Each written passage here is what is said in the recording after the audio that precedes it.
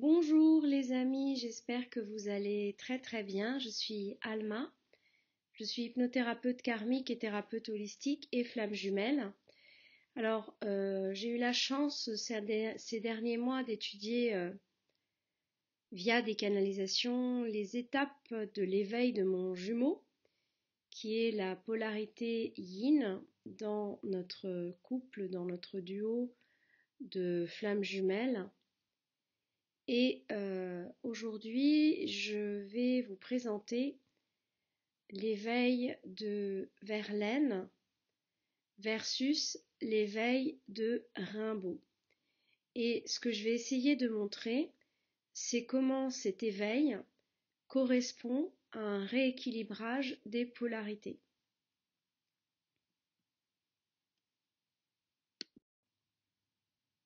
Alors, je me suis déjà intéressée au couple Verlaine-Rimbaud dans une précédente vidéo où j'ai montré qu'on pouvait accéder spontanément et sans médiation à ses vies antérieures en m'appuyant sur le texte Une saison en enfer d'Arthur Rimbaud.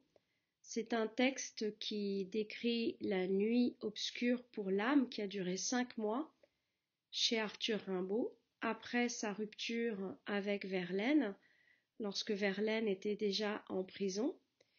Alors, je considère que Rimbaud est une polarité yin, puisqu'il dit lui-même que je dis qu'il faut être voyant, se faire voyant, le poète se fait voyant par un long, immense et déraisonné dérèglement des sens. Il arrive à l'inconnu, et quand, affolé, il finira par perdre l'intelligence de ses visions, il les a vues. Voilà, je vous ai mis ici cette lettre dite du voyant, qui est une lettre qu'il a envoyée à son professeur de français, donc Paul Démény. Voilà, il y a un long poème avant. Donc, pour cette raison, j'ai considéré que Rimbaud était une polarité yin. Alors, j'ai eu la chance d'avoir ce que j'appellerais un appel de Verlaine. Donc déjà, j'habite dans le quartier de Verlaine et Rimbaud. Pour aller travailler, je vais tous les 2 fois par semaine je passe devant un hôtel où ils ont été. Et un jour, il y a eu un livre qui m'a interpellée sur un étalage que j'ai acheté. C'est le livre que vous voyez ici qui s'appelle Verlaine emprisonné par Jean-Pierre Guénot et Gérard Lhéritier. C'est un livre que j'ai lu vraiment avec passion en 2 jours, un très beau livre constitué des manuscrits des 2 auteurs, de croquis et de peintures d'époque. Voilà, magnifique livre que je recommande. Alors voici ce qu'écrit Jean-Pierre Guénot. Donc je ne suis pas la seule à dire que Rimbaud est un voyant, c'est très connu. Mais là, ce qui est intéressant, c'est que pour lui, Verlaine l'est aussi. Donc c'est très beau. Et c'est là qu'on voit que quand une personne profane, c'est-à-dire quelqu'un qui n'est pas dans l'étude des flammes jumelles, relève ce genre de similitude, c'est très très beau et très puissant, et moi ça me parle énormément. Alors voici ce qu'écrit Jean-Pierre Guénot. C'est l'histoire d'un voyant qui écrit à un autre voyant. Donc le premier voyant, c'est Arthur. D'ailleurs, c'est Arthur qui a écrit d'abord à Verlaine. D'une rencontre des âmes avant la rencontre elle-même. Bon, c'est assez clair, je pense. Alors, en fait, donc Rimbaud a écrit à Verlaine, qui était déjà connu et qui avait 10 ans de plus que lui. Et voici ce qu'écrit Jean-Pierre Guénot. Ensemble, vous volerez le feu. Et il cite la réponse que lui a faite Verlaine. Alors Verlaine aurait pu lui dire « Venez, cher enfant », parce que Rimbaud a 16 ans. Bon. Mais ce n'est pas ce qu'il a répondu. Il a répondu « Venez, chère grande âme ». On vous appelle, on vous attend. Fin de citation. Ta réponse est révélatrice. Tu as conscience avec lui, citation, d'un génie qui se lève. Fin de citation. Son âme va balayer ta vie avant même que son corps ne prenne le relais. Voilà. Donc c'est dans ce passionnant livre que je vous recommande vivement si vous voulez vous renseigner sur le duo Verlaine-Rimbaud. C'est présenté admirablement et d'une manière très très digeste. Alors j'ai déjà montré que Rimbaud était plutôt yin, puisque c'est une polarité qui reçoit, donc qui se dit voyant et qui reçoit, qui a accès à ses vies antérieures, et Verlaine plutôt yang. Voilà. Donc ce que je voudrais montrer maintenant, c'est comment dans le récit qu'ils font chacun de leur éveil, c'est-à-dire dans la conscience qu'ils ont chacun de leur éveil spirituel, les polarités se rééquilibrent. Autrement dit, la démarche de Rimbaud, la démarche rimbaldienne, est plutôt une démarche consciente et raisonnée, ce qui correspond aux caractéristiques yang. À ce propos, vous pouvez aller voir une vidéo où j'évoque un petit peu les deux polarités. Et en revanche, l'éveil de Verlaine est plutôt de l'ordre justement de la révélation pour lui, ce qui correspondrait à une manière yin, c'est-à-dire à une manière inconsciente. Voilà, alors je vais, ou subconsciente, je vais maintenant citer les textes. Voici d'abord ce qu'écrit Verlaine lorsqu'il était en prison. Dans la situation d'esprit où je me trouvais, l'ennui profond où je plongeais, en dépit de tous les bons égards et de la vie relativement heureuse que ces bons égards me faisaient, et le désespoir de n'être pas libre, comme aussi de la honte de me trouver là, déterminèrent un certain petit matin de juin, après quelle nuit douce amère passée à méditer sur la présence réelle et la multiplicité sans nombre des hosties figurées aux saints évangiles par la multiplication des pains et des poissons, tout cela, dis-je, détermina en moi une extraordinaire révolution, vraiment.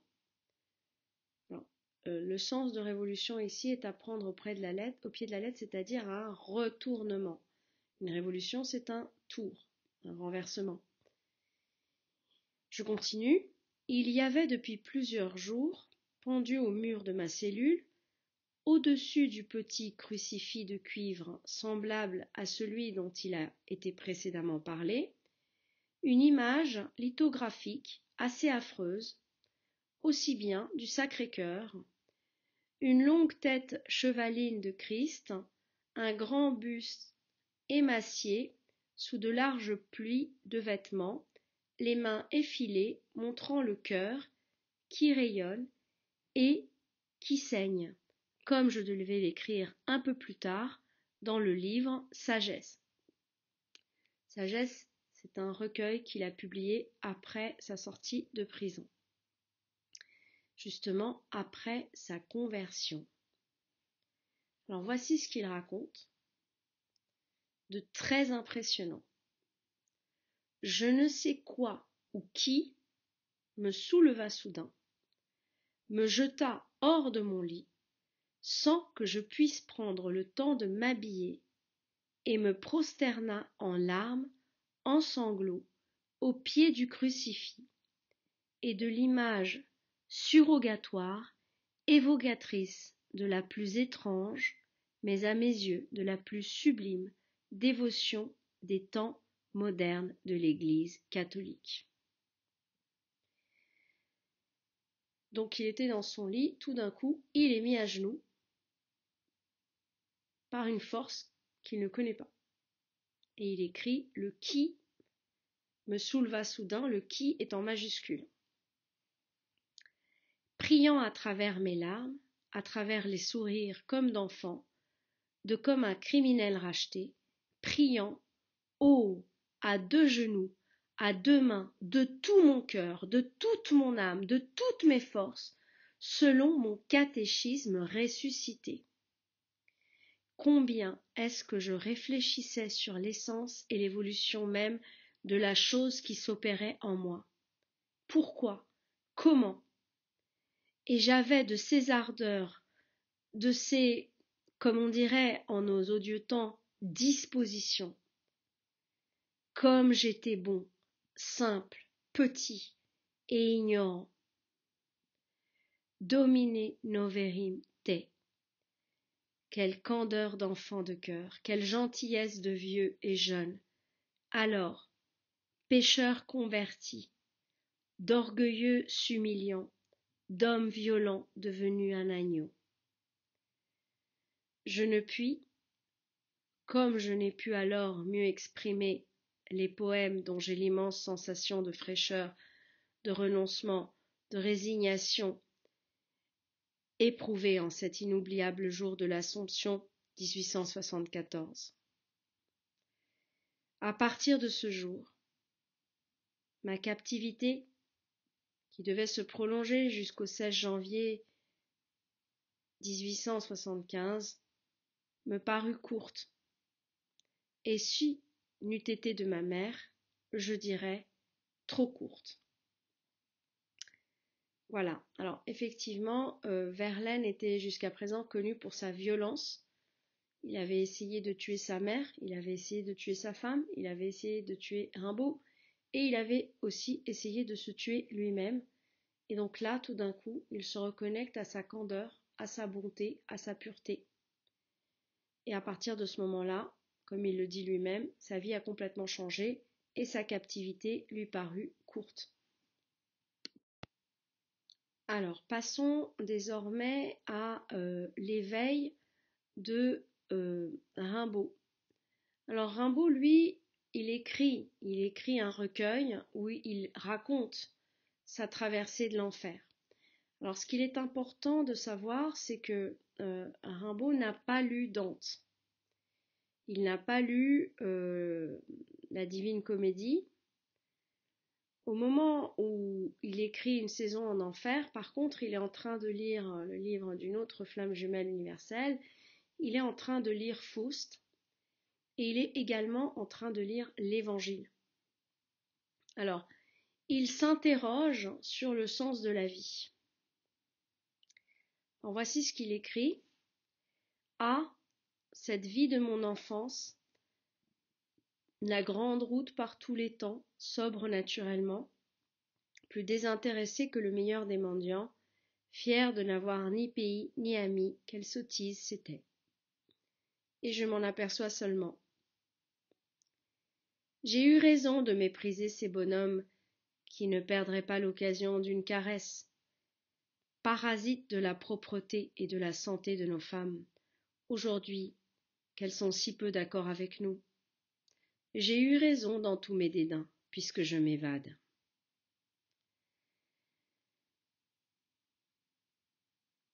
N'est-ce pas parce que nous cultivons la brume?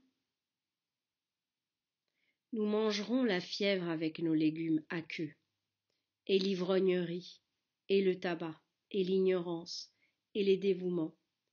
Tout cela est-il assez loin de la pensée de la sagesse de l'Orient, la patrie primitive? Pourquoi un monde moderne si de pareils poisons s'inventent?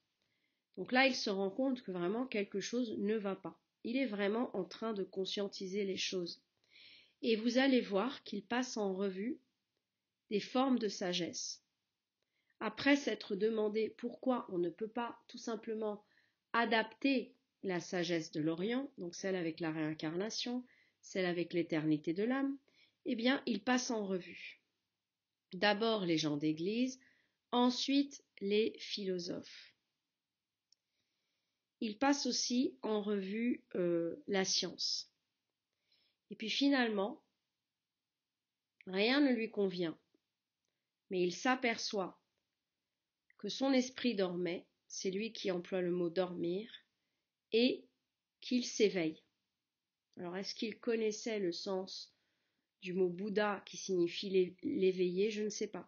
En tout cas, ce n'est pas moi qui ai parlé d'éveil pour Rimbaud, c'est lui, c'est dans son texte. Et dans son texte, il y a beaucoup de questions entre le sommeil et l'éveil. Si vous lisez Une saison en enfer, vous allez voir cette opposition entre le sommeil et l'éveil. Les gens d'église diront « c'est compris ». Mais vous voulez parler de l'Éden? Rien pour vous dans l'histoire des peuples orientaux. C'est vrai, c'est à l'Éden que je songeais. Qu'est-ce que c'est, pour mon rêve, cette pureté des races antiques? Les philosophes. Le monde n'a pas d'âge. L'humanité se déplace simplement. Vous êtes en Occident, mais libre d'habiter votre Orient, quelque ancien qu'il vous le faille, et d'y habiter bien. Ne soyez pas invaincus. Philosophe. Vous êtes de votre Occident. Mon esprit, prends garde. Pas de parti de salut violent. Alors, salut, ici, c'est au sens salut de l'âme. Alors, pas de parti de salut violent. Exerce-toi. Ah, la science ne va pas assez vite pour nous. Donc, vous voyez, il a passé en revue l'Église, les philosophes et la science. Il a passé en revue 3 options. Et ensuite, il conclut tout simplement, mais je m'aperçois que mon esprit dort. S'il était bien éveillé, toujours à partir de ce moment, nous serions bientôt à la vérité qui peut-être nous entoure avec ses anges pleurants. S'il avait été éveillé jusqu'à ce moment-ci, c'est que je n'aurais pas cédé aux instincts délétères à une époque immémoriale. S'il avait toujours été bien éveillé, je voguerais en pleine sagesse. Ô pureté, pureté! C'est cette minute d'éveil qui m'a donné la vision de la pureté. Par l'esprit, on va à Dieu. Déchirante infortune. Voilà. Alors, je pense que Rimbaud emploie ici le mot esprit au sens de Platon, au sens où Platon emploie le mot âme, et non pas au sens de la révolution, qui serait justement la raison. Voilà. Donc, texte très très parlant où on voit que Rimbaud, lui, conscientise les choses. Donc, il a une démarche de Yang où il écrit, il conscientise au jour le jour, il réfléchit, il lit, etc. Alors que Verlaine décrit quant à lui quelque chose de soudain. Alors, j'ai quand même quelques observations à faire, non pas parce que je récuse ce que dit Verlaine. Verlaine écrit son impression.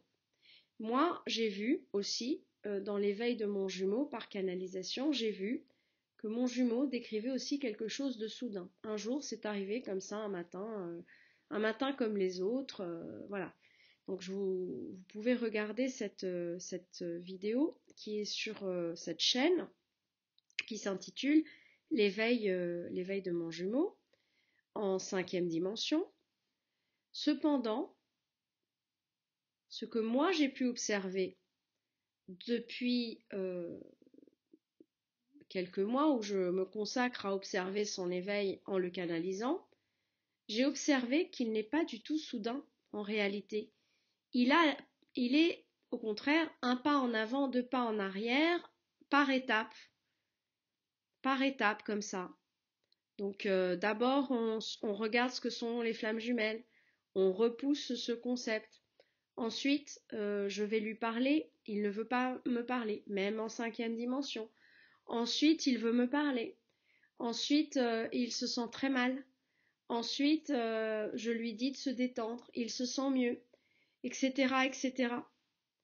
Il vient me visiter en songe.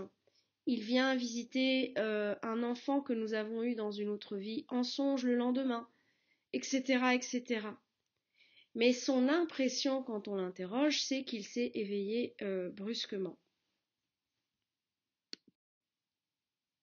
Alors, pour terminer, en sachant que vous le savez, je n'aime pas les vidéos trop longues, je vous propose une canalisation extraordinaire qui a été faite par Caroline aujourd'hui dans le cadre d'une séance de soins. En fait, nous avions demandé, la consultante avait demandé à savoir si son jumeau était conscient de la rencontre avec sa jumelle, ou bien si la jumelle avait pris conscience de l'ampleur de cette rencontre de manière unilatérale. Donc moi, je lui ai dit que je connaissais déjà la réponse, mais qu'on allait interroger nos jumeaux. Donc j'ai interrogé mon jumeau, j'ai interrogé le jumeau de ma binôme, et puis après, j'ai interrogé Paul Verlaine, qui appelait depuis quelque temps, puisque ma binôme était en week-end dernier dans un village qui s'appelait Verlaine, et elle a eu aussi cette impression que son âme appelait. Donc voilà, je vous laisse écouter cette très très belle canalisation. Et je vous remercie pour votre attention. À très bientôt. C'est Paul qui parle ou c'est Arthur? C'est Paul. Franchement, Paul, quand t'as rencontré Arthur, tu t'es dit que t'étais dans la merde, non? Mais je me suis pris une tornade dans l'être. Tu savais que t'avais... C'est parce qu'il y a tout le monde... Ouais, mais non, mais c'était homosexuel, machin. Non, vous étiez... Il y avait personne qui était homosexuel là-dedans. Ben non, mais non. Quand tu ressens une attirance si forte et si profonde pour quelqu'un que tu soupçonnes, il y a de l'incohérence, tu te demandes si tu ne deviens pas fou.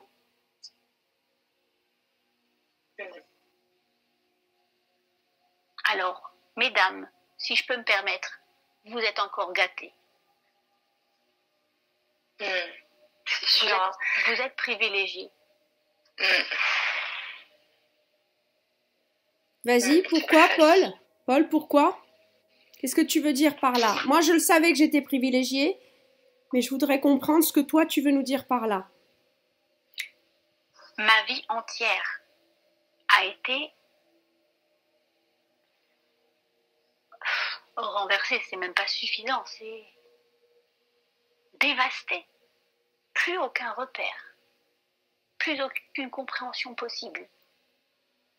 La seule chose qui guidait ma vie, c'était mon âme, l'univers, je ne sais pas comment vous l'appelez, le nommer, la source. Et je ne pouvais rien faire contre cela. J'étais comme possédée. Et je ne comprenais rien. Dans votre époque, vous avez ces informations, ces compréhensions. Vous avez des outils. Qui plus est, vous êtes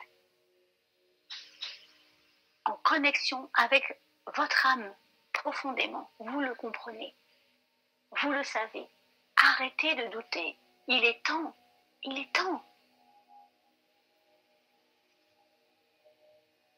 Incarnez qui vous êtes.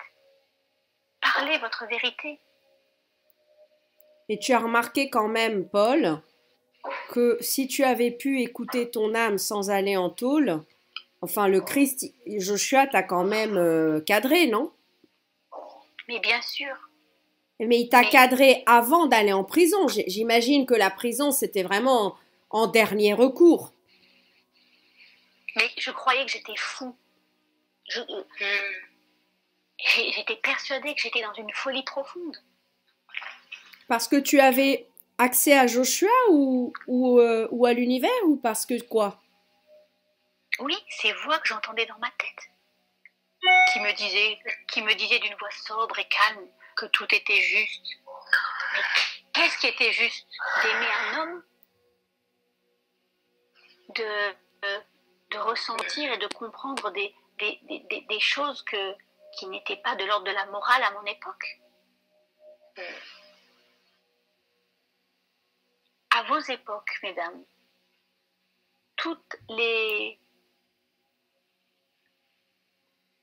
difficultés que vous rencontrez dans vos liens sont tolérables. À la mienne, il n'était même pas question d'aborder le sujet.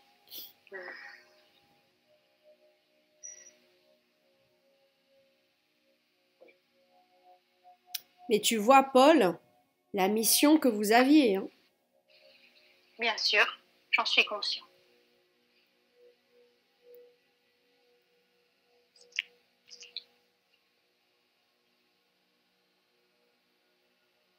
Et est-ce que toi, parce que là j'étais en train de comparer ton éveil dans le poème Sagesse, enfin, pas dans le poème Sagesse, dans ce que tu as écrit, qui s'intitule, je crois, La Révélation, et par rapport à une saison en enfer d'Arthur, est-ce que toi, on a l'impression comme ça en te lisant, que tu as eu cet éveil soudain? Oui, oui, oui. C'est l'impression que tu as eue dans la 3e dimension, mais est-ce que vraiment, là maintenant, depuis là où tu es, tu as vu comme moi des étapes, une par une, comme là j'ai identifié chez Guillaume, c'est-à-dire d'abord un rejet, ensuite, voilà, des étapes, un pas en avant, 2 pas en arrière, etc. Bien sûr, bien sûr. Aujourd'hui, je le comprends parce que j'ai le recul et j'ai eu l'opportunité de revivre ma vie depuis la 5e dimension, de traverser les étapes de ma vie. J'ai compris le chemin. Mais dans la matière, au moment où je le vivais, je n'en avais absolument pas. C'est pour ça que tu voulais te brûler la cervelle. Tu savais plus quoi faire, en fait. C'est de se livrer, accepter de faire confiance. Et en fait, c'est très beau ton expression, se brûler la cervelle, parce que c'est éteindre le mental en même temps aussi, en même temps, Paul. Exactement, exactement. Mais le mental veut contrôler. Quand on parle de lâcher prise, c'est lâcher le contrôle. Lâcher le mental, c'est simplement éteindre le mental. Voilà, c'est pas lâcher le jumeau, c'est pas lâcher, c'est écouter son âme, c'est-à-dire. Exactement. Voilà. Avoir la foi. Oui, alors moi, c'est pas une question de foi pour moi, Paul. Alors je sais qu'on n'est pas fait pareil tous les deux, mais si tu regardes moi, est-ce que tu as accès à moi? Oui. Est-ce que tu vois que moi, je suis un peu comme Arthur? Je sais même pas si. C'est-à-dire que je ne peux pas dire que je me sois éveillée. J'ai jamais perdu ma connexion en fait. C'est une grâce, c'est une grâce. Oui. Je me suis pas dit ah tiens ça y est. Il y avait des choses que j'avais besoin de comprendre intellectuellement, mais ce que toi tu appelles foi, je l'appelle moi certitude et connexion. C'est-à-dire que moi cette connexion-là, cette communication-là avec les guides et tout ça, avec Joshua, je l'avais toujours eu. Oui. Alors que moi, je ne l'ai jamais eu. Donc, t'imagines bien que quand ça m'est arrivé, ça m'a... C'était vraiment pas facile, quoi. Et donc après, quand tu as eu cette visite de Joshua, visite que moi j'ai eue plusieurs fois et qui n'était pas violente comme toi tu les décris, qu'est-ce que tu as changé dans ta est-ce que tu peux commenter cette expérience? En fait, la violence de l'expérience était à hauteur de mes peurs. Avec le recul aujourd'hui, je comprends que pour certaines personnes qui sont dans la confiance, qui sont dans l'ouverture, qui sont dans l'acceptation, ce genre de visites ne sont ni effrayantes, ni perturbantes, ni déroutantes. Au contraire, elles le vivent de manière très sereine. Et la première fois a été terrible pour moi. Tu veux dire la fois où tu t'es mis à genoux devant le crucifix, ça a été terrible pour toi? Ça a été terrible parce que c'est comme si je réalisais que je regardais le monde à l'envers. Alors moi, je veux dire, Paul, d'abord, je me sens, alors je ne sais pas ce qu'on a fait tous les deux, hein, mais je sens une énorme proximité avec toi, une énorme sympathie au sens souffrir avec, enfin, compassion, on dirait aussi. Parce que, enfin, moi, je me rends compte de la portée de ton expérience et de l'énergie. Je pense même, tu as vu que j'ai pris ton cas pour expliquer à Guillaume qu'il pouvait s'éveiller de manière souffrante ou pas.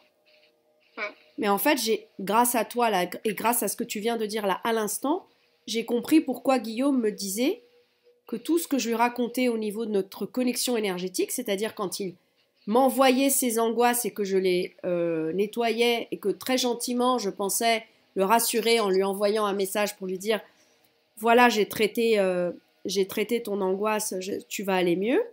Lui, il me répondait c'est violent ce que tu me dis. Donc, je viens de comprendre la violence, c'est-à-dire que pour vous, je pense que tu as dû intervenir auprès de Guillaume quand j'ai écrit la lettre et où je t'ai mentionné, parce que là, je sens ta vibration extrêmement puissante. Donc, tu m'as aidé, je pense, là, Paul. Bien sûr. Tu m'as toujours aidé, Paul, en fait. Et je l'ai aidé, lui aussi, beaucoup. Je l'aide encore. Tu lui parles aussi ? Qu'est-ce que tu fais ?